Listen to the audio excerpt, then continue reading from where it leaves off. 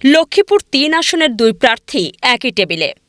লক্ষ্মীপুর থেকে channel HD24 এর প্রতিনিধি মেহেদী হাসান রাসেলের পাঠানো প্রতিবেদনে দেখুন বিস্তারিত।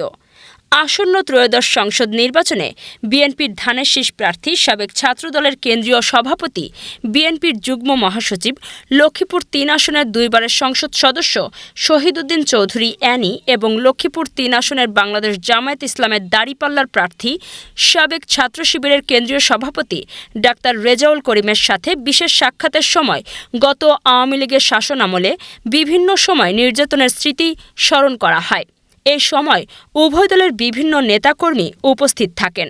সে সময় জামায়াত নেতা লক্ষ্মীপুর ৩ আসনের সংসদ সদস্য পদপ্রার্থী ডাক্তার রেজাউল করিমের সাথে গত আওয়ামী লীগের শাসনামলে ঘটে যাওয়া নির্যাতনের শিকার হওয়ার বর্ণনা দেন এবং বিএনপির যুগ্ম মহাসচিব শহীদউদ্দিন চৌধুরী অ্যানি বলেন, আমি সে কারণে বলছি, আমার প্রিয় ভাই রেজাউল করিমের সাথে লড়াই হবে বন্ধুত্বের লড়াই, গণতন্ত্রের লড়াই, ফ্যাসিস্টের লড়াই নয়।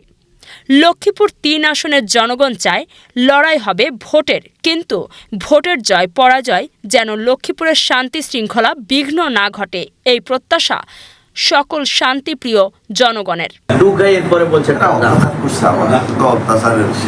আমার সবচেয়ে ওইটা ছিল, আমাকে যখন ওই পায়ে বেড়ে দিয়া চিটং থেকে তারা ঢাকায় আনে।